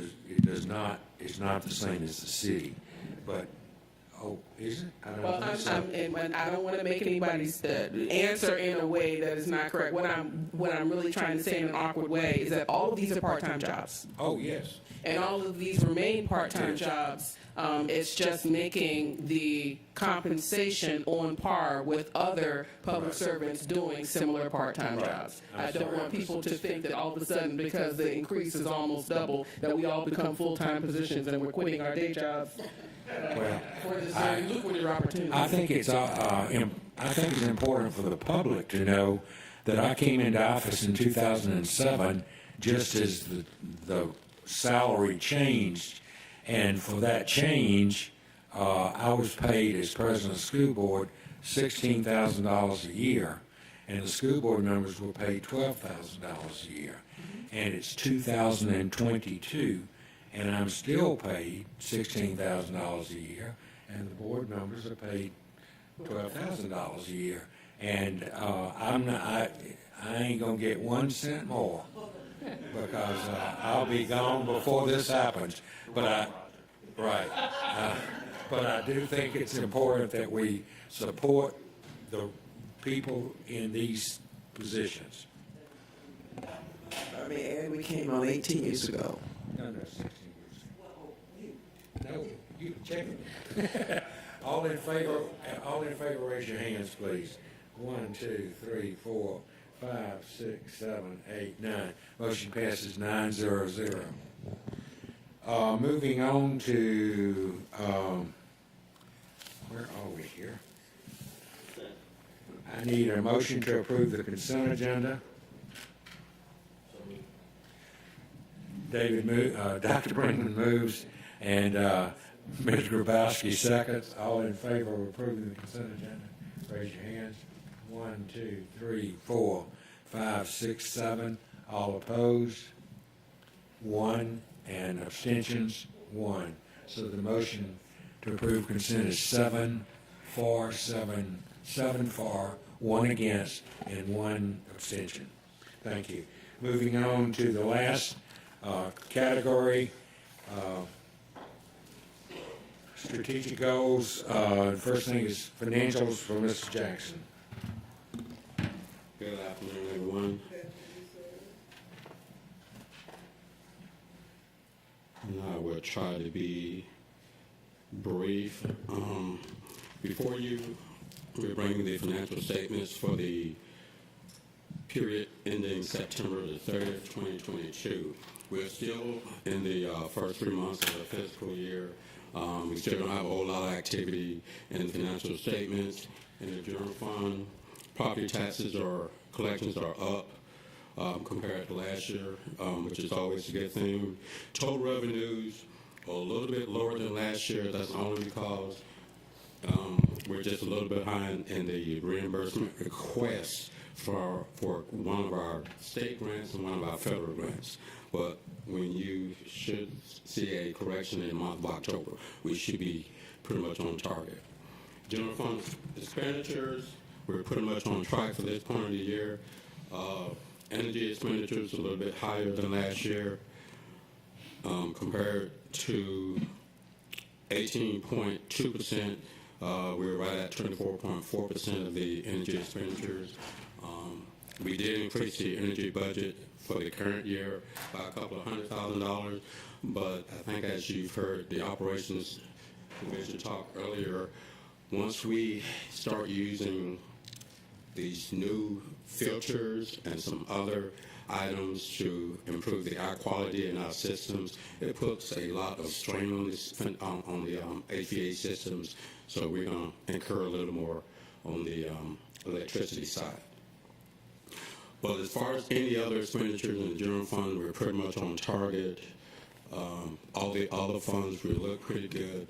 We still, right now, we're going through the audit. We just completed some completion reports for some federal grants that ended September 30th. So we were moving some money around during the month of September, and we also moved some money around moved some expenditure rounds during the month of September and October. So you're going to see some corrections in some of the other federal budgets over the next couple of months. But other than that, all the expenditures look good. We look pretty well in food service for this time of the year. We're pretty much picking up speed in our CARES 1 and 2 budgets and the ARP budget. But other than that, everything else looks fine for this point of the year for the financial statements. Any questions? Any questions? Mr. Catchmore? Do we have a final ARP budget? We do have a final budget that the board actually approved a few months ago, but we can get the detail back to you guys. It was the same budget we presented, I believe, during a retreat, and that was the budget that we brought to the board for approval. I want to say May, either April or May, but it's just pretty much the same budget we brought to the board. We're in the process of tweaking some of the items. I'll go back and look. I thought that was a kind of summary. It wasn't and I thought, anyway, if we have a more detailed kind of, here's a breakout of all the sections, I'd like to see that. Yes. Thank you. We can get that to you. And we also post out on our website, but we'll make sure we get a copy to the board also. We also have on our website that we try to update monthly of year-to-date expenditures for the ARP budget, because we do get a lot of requests from the public and the media on where we are, but we try to keep that updated monthly. You're not in danger of running out of money before you pay my salary for December. No, sir. I think we're good for at least a couple of years. We could take up collections on the street corner and pay that in about 10 minutes. Thank you, sir. Moving on, budget amendment, school improvement grant.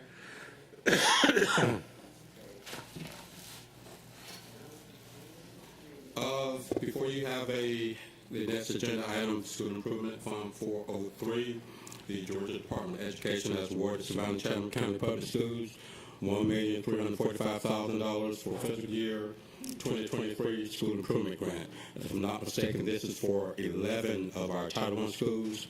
The total of the grant is $1,345,000. Thus, be it resolved upon the recommendation of the superintendent that the board approve the budget adjustment of $1,345,000 for the new year school improvement grant. Heard the resolutions. Ms. Hines moves. Dr. Howard Hall seconds. Any discussion, Ms. Hines? Dr. Howard Hall, it's your area. Good. Any other comments from board members? Hearing none, all in favor, raise your hands. 1, 2, 3, 4, 5, 6, 7, 8, 9. Motion passes 9-0-0. Moving on to Title 1. No.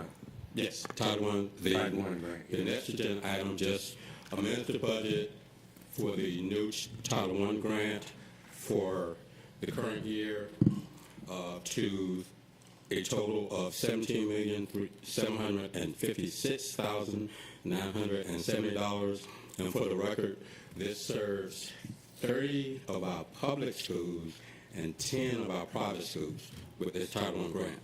Thus be it resolved that upon the recommendation of the superintendent, that the board shall approve the budget adjustment of $17,756,970 for the new year FY23 Title I grant. Dr. Hoskins, Dr. Howard Hall moves, and Ms. Johnson seconds. Dr. Howard Hall. How many charter schools will it serve?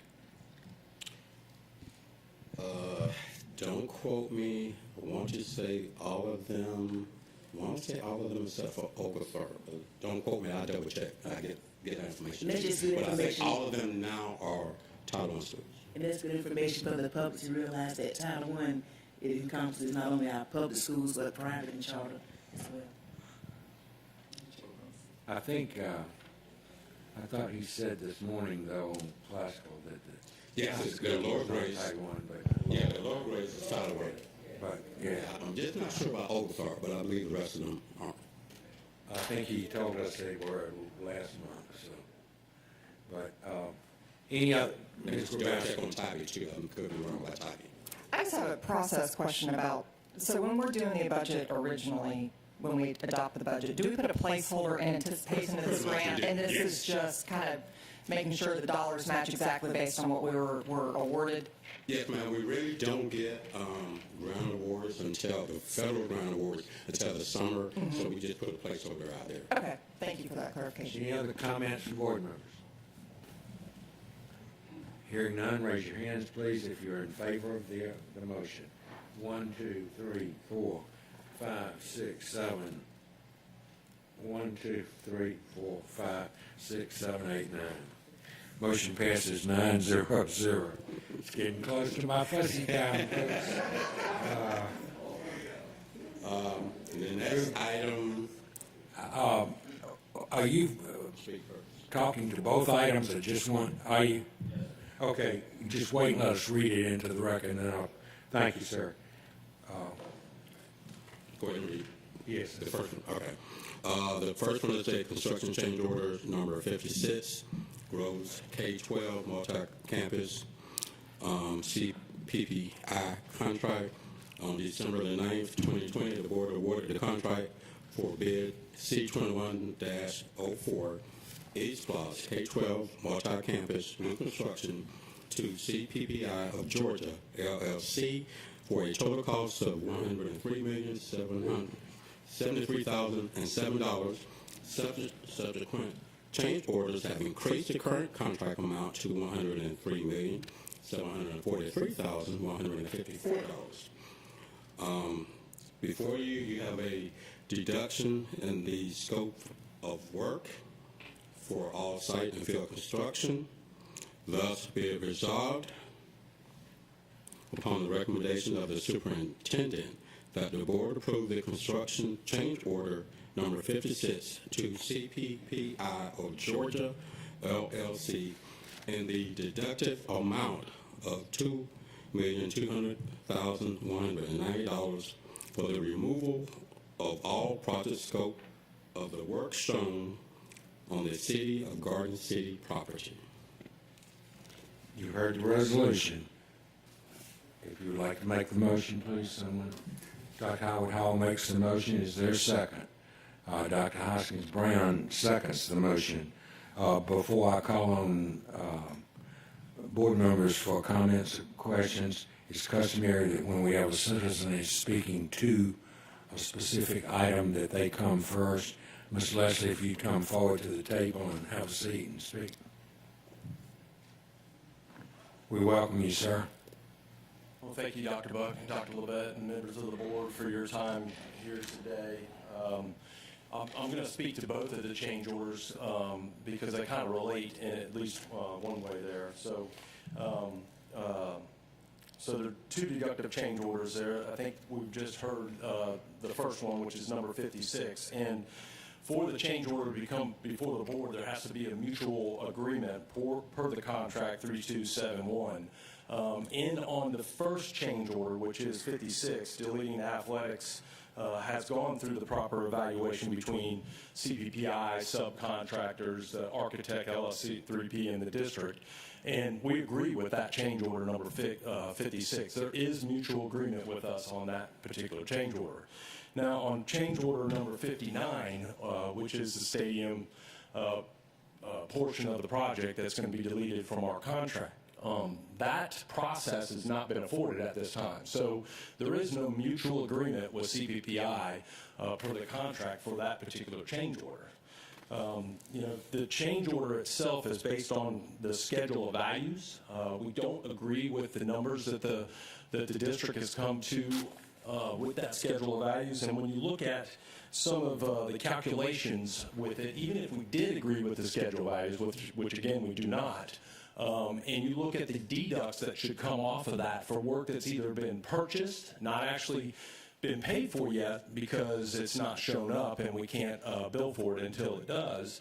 So, or work has been done, or work that still has to be done, such as there's topsoil out there that was going to be used in that change order that now needs to be hauled off. There's been no communication and discussion around this so that we could come to mutual agreement. So when you total up those dollars of about $1.7 million, and you look at the schedule of values, we would be in the range of a $7.8 million deduct. We, CPPI, has submitted a $6.7 million deduct, and before you today is a $9.3 million deduct. So what I'm telling you through this process is there's $2.6 million of difference between where we're at and what is before you today to vote on. So I'm respectfully requesting that you deny or vote that particular change order down today and let it go through the process that it should have already gone through. And deny it for two different reasons. There's no mutual agreement and the numbers aren't correct. So with that, I appreciate your time and thank you. But 56, you are 56 went through the process. We, typically we would put it together, submit it to the architect. Architect would review it, have some comments. The district would review it, have some comments. We'd go back and forth and make sure all the documents and everything are correct. And then, okay, we're good with it. It would come before you at this size and be approved. So 56 is good. Thank you. Thank you, sir. You've heard General Contractor. We have a motion on the floor. Remember that he was agreeing to 56, which is what the motion on right now. And then we'll take up the second motion for a vote in just a minute. There's two different change orders, 56 and 59. So this is 56. Comments from board members about 56, which is the first one that we read about. Any comments?